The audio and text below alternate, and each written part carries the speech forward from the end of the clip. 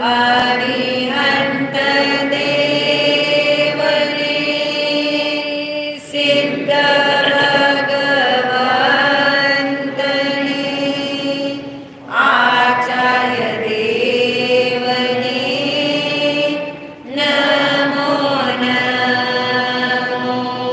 आचार्य देवने उपाध्यायने साधु संतने नमो नमो। नमो नमो नमो नमो नमो नमो नमो।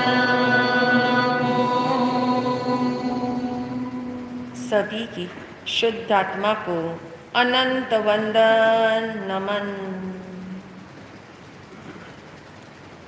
मुंबई शहर की एक सत्य घटना है। आज से 30 वर्ष पहले किसी ने अपनी सत्य कथा एक कहीं उल्लेख लिखा था उसका, और सत्य कथा ये है कि एक व्यक्ति जिसकी बहुत बड़ी आलीशान कोठी है, नेपेंसी रोड पे रहता है, और उसने कहते हैं एक बार उसका कोई मित्र जो अमेरिका रहता था और यूएस से इंडिया आया 5 साल के बाद। जब वो इंडिया आया और अपने आसपास के लोगों से मिलना उसने शुरू किया, तो उसे याद आया कि मेरा एक मित्र जो बाल मित्र है, बहुत घनिष्ठता थी, और उस मिस्टर चंदूलाल जो रहता था नेपेंसी रोड पे, उससे मिलने जाना है। उसने प्रोग्राम बनाया, चला गया नेपेंसी रोड पे, कोठी नंबर उसे 14 याद है। वहाँ पे पहुँचा तो वहाँ जाकर के देखा नेम प्लेट बदली हुई थी। चंदूलाल शाह के बदले लिखा हुआ था नंदूलाल शाह। अब उसे अटपटा लगा, उसे लगा हो कैसे सकता है, वो व्यक्ति तो इतनी आलीशान कोठी इतने अच्छे पॉश एरिया में छोड़ के ये कहाँ जा सकता है। फिर भी उसे विश्वास नहीं हुआ नाम पढ़ करके। उसने फिर भी कॉल बेल बजा दी, अंदर चला गया। जब अंदर गया तो वाकई में वो चंदूलाल वहाँ नहीं था, और मालूम हुआ कि चंदूलाल जो है वो कब से कोठी बेच चुका है। कोठी बेच करके वहाँ से जा चुका है, कहाँ जा चुका है पता नहीं है, ऐसा नंदूलाल ने बता दिया। और 4 साल पहले नंदूलाल ने चंदूलाल से एक कोठी खरीदी है। अब उसे समझ आ गया, क्योंकि 5 साल के बाद यूएस से आया था। उसे खबर नहीं है कि 5 साल में क्या परिवर्तन हो गया है। और वो व्यक्ति जो आया है, मित्र उसका, खोज करते करते उसने किसी रिश्तेदार का पता लगाया, और उसका पता लगाया तो पता लगा कि वो बहुत दूर किसी स्लम एरिया के अंदर 40 सिस्टम जो होती है बॉम्बे के अंदर, उस 40 सिस्टम के अंदर रूम नंबर 14 में रहता है। अब वो वहाँ पे पहुँच गया, क्योंकि उसे बहुत ताज्जुब हुआ, क्योंकि जिस व्यक्ति ने 5 साल पहले जो उसकी हालत थी, जो उसका ऐशो आराम था, जो उसकी ऐश्वर्यता झलकती थी, और उसने 7 साल पहले जो अपना सिल्वर जुबली का प्रोग्राम जश्न मनाया था, वो जश्न तो ऐसा देखने वाला था कि जिसको देखने के लिए, जिसमें शामिल होने के लिए वो स्वयं भी यूएस से आया था। यानी उसे कहीं से भी विश्वास ही नहीं हुआ। उसे ऐसा विश्वास ही नहीं हुआ कि ऐसा भी कुछ हो सकता है। जब वो रूम नंबर 14 में पहुंचा, वो उसका देख करके दुर्भाग्य कैसे कैसे किसी को घेर लेता है। उस दुर्भाग्य की कितने द्वारों से दुर्भाग्य आता है, वो नज़ारा उसने अपनी आंखों से देखा। वो चंदूलाल जो इतना डायनामिक था, जिसकी कहते सोच के ऊपर सारी मार्केट चलती थी, और वही चंदूलाल आज उस अवस्था में ऐसे बिस्तर पे पड़ा हुआ है, ना वो प्रॉपरली बोल सकता है, ना वो चल सकता है, क्योंकि बहुत स्ट्रेस लेवल बढ़ जाने से उसे क्या हो गया, पैरालिसिस हो गया। उसका पैरालिसिस हो जाने से घर की सारी जो छोटी मोटी व्यवस्था थी वो भी गड़बड़ा गई। बेटा बहुत छोटा है और उस छोटे बेटे ने बहुत छोटी सी नौकरी पकड़ी हुई है, उसी से गुजारा चल रहा है। और ऐसी हालत देख करके वो मित्र जो यूएस से आया है वो तो दंग रह गया कि ऐसी करवट भी कभी समय लेता है, ऐसा कोई सोच नहीं सकता। और वो कहते हैं, इशारे से पूछने लगा इसे क्या हो गया, और उसने टूटी फूटी भाषा के अंदर अस्पष्ट रूप से उसने बताना चाहा, ये सब जो है ये ऐसी करामात समझो, ये ऐसी मार समझो, तो ऐसी मार मुझे पड़ी है जिसका आज मुझे पछतावा है। जिसकी दो मिल चलती हो, एक कॉटन मिल चलती थी, एक शुगर मिल चलती थी। जिस व्यक्ति ने ऐसे ऐसे अपने ऐशो आराम किए हुए हैं, मनोरंजन इतने अधिक किए हुए हैं, और उस व्यक्ति को आज उस दशा के अंदर है कि उसकी हालत देख करके माना कि फाइनेंशियली पोजीशन डाउन है लेकिन फिजिकल पोजीशन भी डाउन है। फिजिकली भी वीक हो चुका है, इमोशनली भी वीक हो चुका है, मेंटली भी वीक हो चुका है, इंटेलेक्चुअली वीक हो चुका है। इतनी तरीके से जो कमज़ोर हो गया है और उसका दुर्भाग्य उसका साथ दे रहा है, ये देख करके नज़ारा कहते हैं उसे ऐसा धक्का लगा उस यूएस के मित्र को, और उसने सांत्वना देने के लिए उसे कुछ समझाना चाहा, उसे कुछ बताना चाहा, और उसने कहा मैंने मेरी जिंदगी के अंदर बहुत लेसन सीखा है। जैसा दौर मेरे साथ हुआ है पिछले 4 साल के अंदर, मैंने बहुत कुछ सीखा, और निचोड़ के रूप में मैं तुझे बताना चाहता हूँ कि जिंदगी में जब अच्छा समय हो, अच्छा किसको कहते हैं? पुण्य का समय, जिसको आप अच्छा कहते हो ना, क्योंकि जनरली यही कहा जाता है बहुत अच्छा आदमी है, किस बल पे? यानी अधिकांश हमारी निगाहें जो हैं या हमारी बुद्धि की पकड़ जो है उसको अच्छा आदमी कहते हैं। उसको कहते हैं जिसके पास 2 पैसे अधिक हो, जो प्रतिष्ठा होल्ड करता हो, जिसका अच्छा घर हो, जिसके पास बहुत सारे नौकर चाकर हो, जिसके पास जो है आज के मॉडलों की गाड़ियां हो, उसको अच्छा आदमी कहा जाता है। ऐसे ही उसने कहा जब अच्छा समय हो, अच्छा समय हो यानी जब हर तरफ से सफलता पे सफलता संसार की दिशा में मिलती हो, संसार के क्षेत्र में पुण्य काम करता है, लेकिन पुण्य सब जगह काम करता है। संसार के क्षेत्र में पुण्य आपकी वाहवाही करा सकता है, लेकिन वो पुण्य जो है आपको अध्यात्मिक क्षेत्र में वाहवाही नहीं दे सकता। वहां कौन वाहवाही देगा?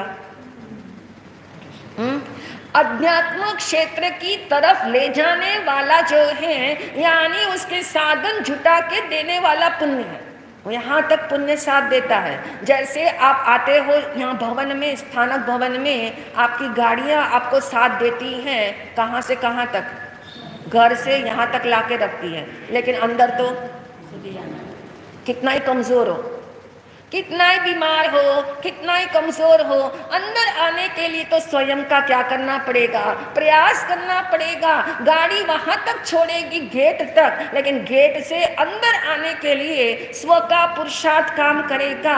बस इसी तरह से पुण्य आपको जो है साधन देता है, निमित्त देता है, लेकिन उससे आगे पुण्य नहीं चलता। गाड़ी वहीं तक रह सकती, गाड़ी अंदर नहीं आ सकती। जैसे ये बात पे भरोसा है और ये समझ में आता है, ऐसे ही पुण्य जो है आपको अध्यात्म के साधनों से आपका परिचय करा देता है, लेकिन उन साधनों का लाभ लेना या नहीं लेना, उन साधनों से कितने अंशों का लाभ लेना, वो सब किसके ऊपर है?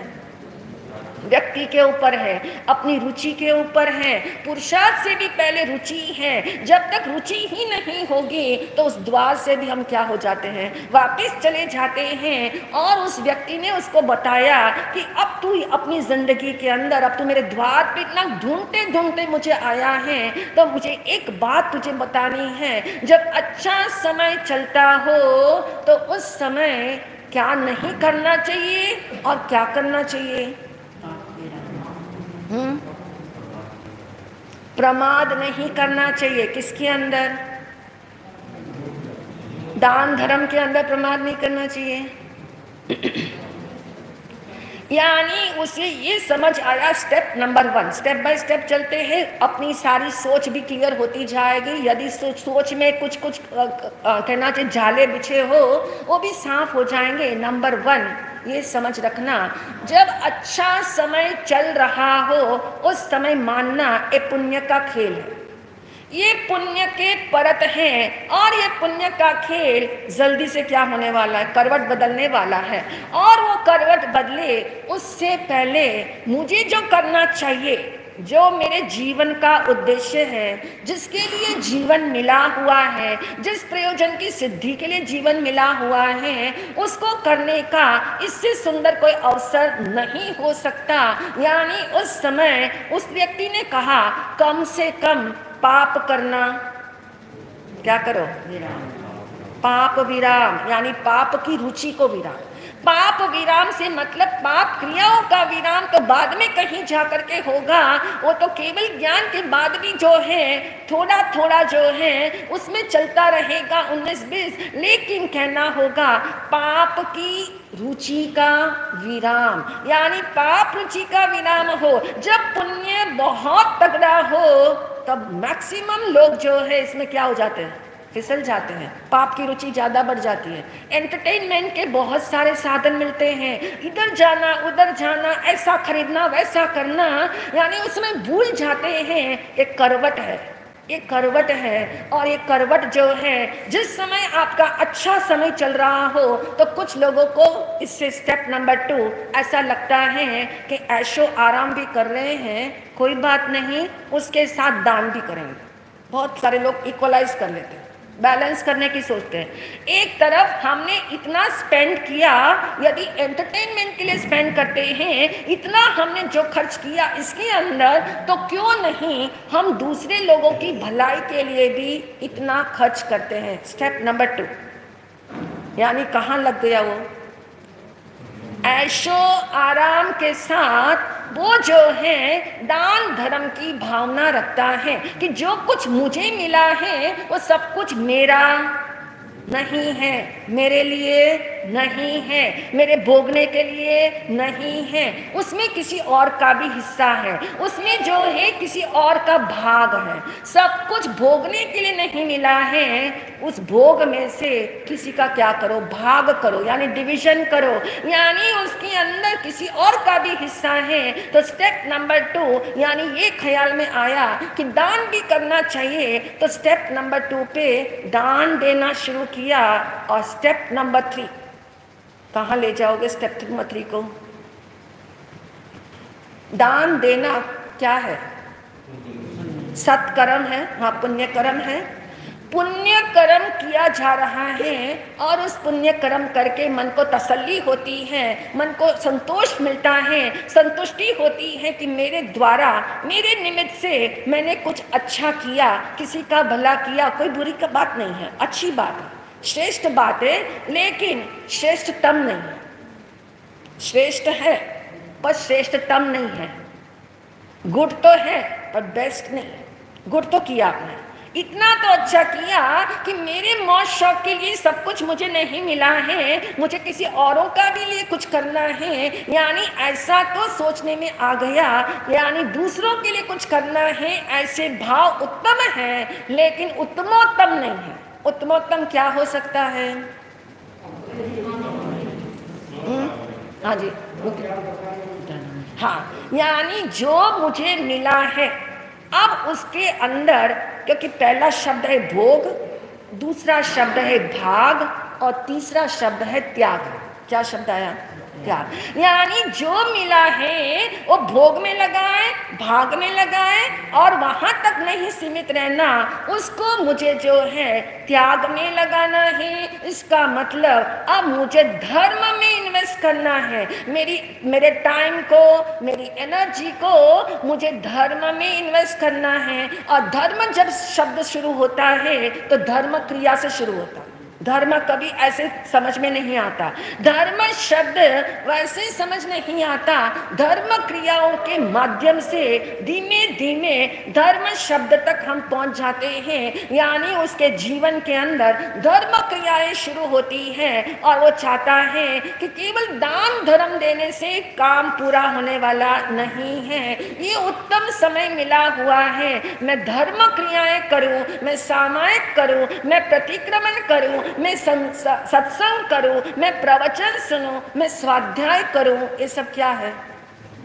और बहुत सारे ऐसे लोग भी हैं जो वाकई में जैसे जैसे उनके जीवन के दिन बदले वैसे वैसे उन्होंने धर्म क्रियाओं की संख्या बढ़ाई। ऐसे भी लोग हैं। कुछ लोग बता रहे थे कुछ समय पहले, एक व्यक्ति ने बताया था कि पहले मैं महीने का 1 लाख रुपया कमाता था और आज मैं एक दिन का 1 लाख कमाता हूँ। मेरी स्टेज क्या हो गई? 30 गुना बढ़ गई। 1 महीने में 1 लाख का मेरा समय था और आज पर डे में 1 लाख रुपया कमाता हूँ। और मैंने सोचा, मैंने उसमें तो प्रोग्रेस किया, मेरी प्रोग्रेस लाइन उस तरफ तो गई, लेकिन मेरे अंदर का प्रोग्रेस जो मेरा शाश्वत तत्व है उसमें मैंने क्या प्रोग्रेस किया? एक दिन मैंने अपने से पूछा और मुझे पता लगा कि इसमें तो मेरी प्रोग्रेस कुछ हुई नहीं, बल्कि ये कहना होगा जितनी प्रोग्रेस चल रही थी उससे भी मैं कैसा हो गया, नीचे हो गया। और उसे झटका लगा।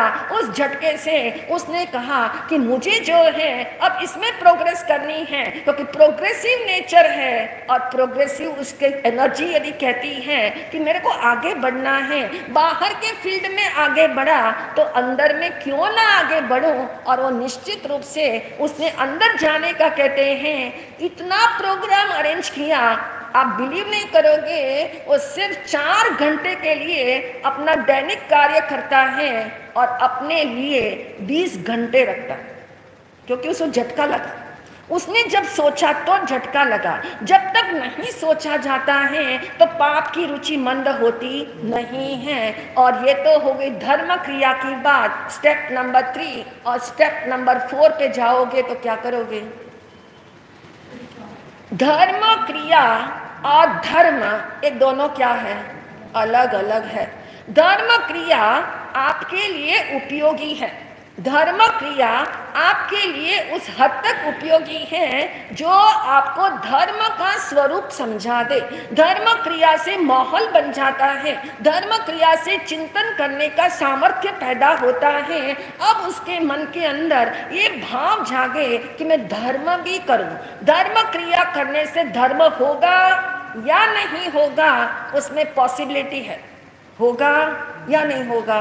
क्योंकि आत्म धर्म जब तक नहीं समझा, आगे का शब्द एक है धर्म क्रिया और धर्म।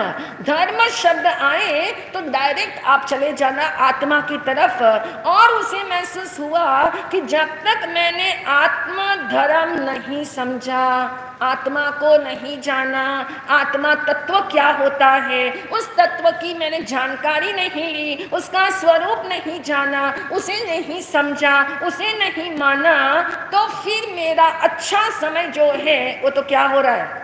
निकल रहा है। यानी 4 स्टेप के अंदर बात समझ लेनी है। और ये चारों स्टेप यदि आप अपने साथ जो है रिलेट करोगे तो आपको समझ में आ जाएगा अभी हम कहाँ खड़े हैं, अभी हम कौन सी स्टेज पे खड़े हैं। स्टेप नंबर 1 पे हैं, 2 पे हैं, 3 पे हैं या 4 पे हैं। यानी धर्म समझना बहुत कठिन काम है। जब अच्छा समय चलता हो तो लोग सोचते हैं अच्छे समय को टिका के रखो। आज तो बहुत अच्छा है, कुछ अच्छा करो ताकि ये समय क्या हो, एज इट इज चलता रहे। इससे अच्छा तो हो जाए तो बहुत अच्छा, नहीं तो भी ये तो बना ही रहे, ऐसा ही चलता रहे, ये भाव आते हैं और इस भाव को लेकर के ही हमें करेक्शन करनी है। और करेक्शन ये करनी है, आपके चाहने से आपका सब कुछ स्थिर रहने वाला नहीं है। क्यों?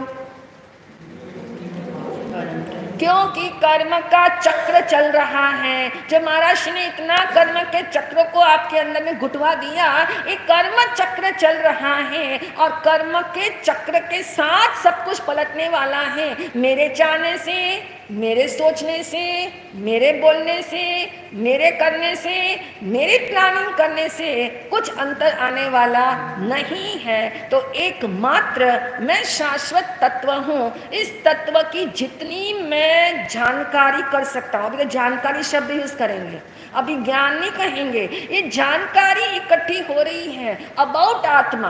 अबाउट आत्मा हम इंफॉर्मेशन गैदर कर रहे हैं कि आत्मा अखंड होता है, आत्मा अभेद होता है, आत्मा अमर होता है, आत्मा अविनाशी होता है।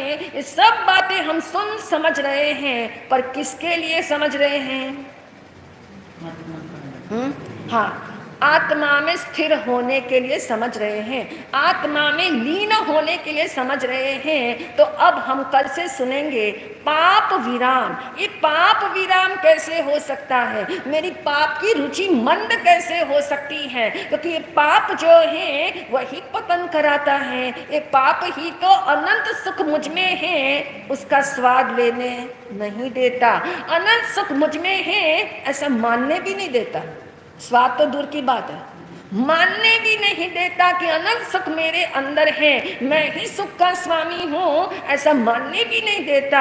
ऐसी पाप की रुचि मेरे जीवन के अंदर कैसे कम हो, कैसे मंद हो, कैसे बंद हो, और एक दिन जो है मैं समस्त पाप क्रियाओं से मुक्त हो जाऊं, उस मार्ग पे चल सकूं। ऐसे भाव हमारे भीतर जागे। इन्हीं भावों के साथ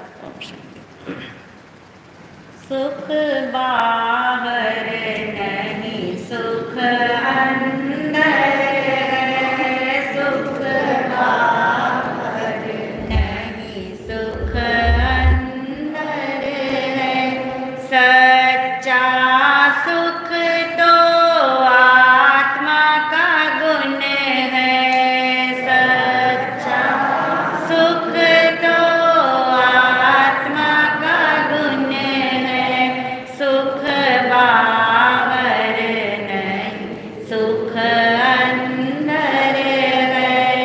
सुख बाहर नहीं, सुख अंदर है।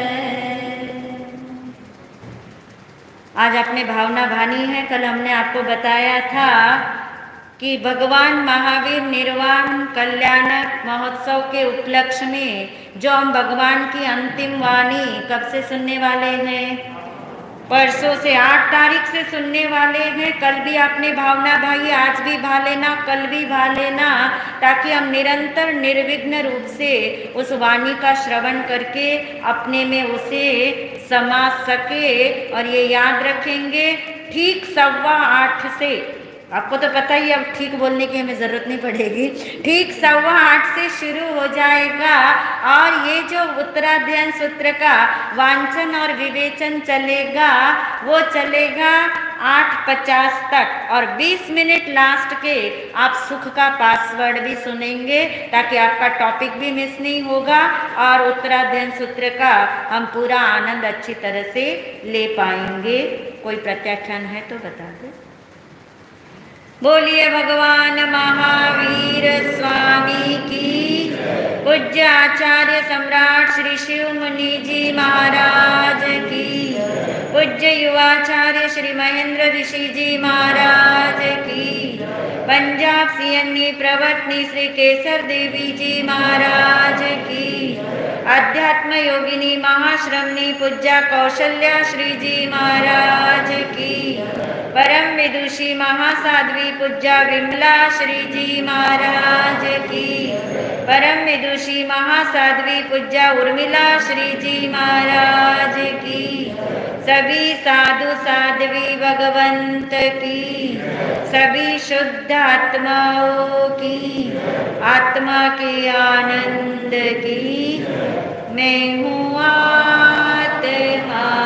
शुद्ध आत्मा शुद्ध आत्मा को नमन। मैं हूँ आत्मा शुद्ध आत्मा शुद्ध आत्मा की शरण।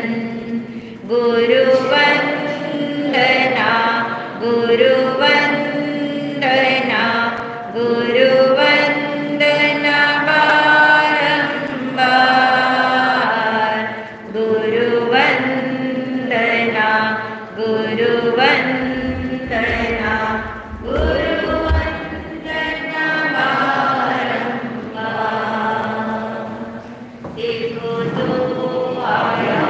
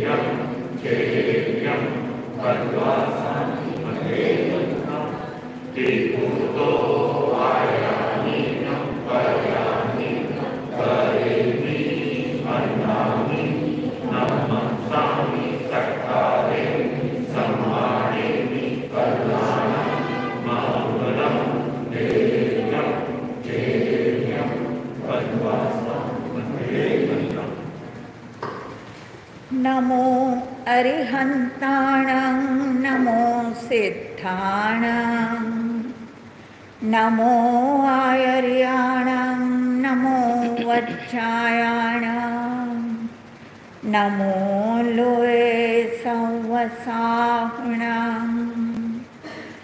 एषु पञ्चनमोक्कारो सर्वपावपणासनो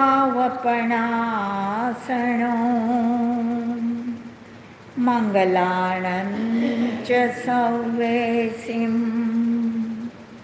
परमं हवै मङ्गलम्। चत्तारि मङ्गलम् अरिहन्ता मङ्गलम् सिद्धा मङ्गलम् साहू मङ्गलम् केवली पनत्तोत्तमो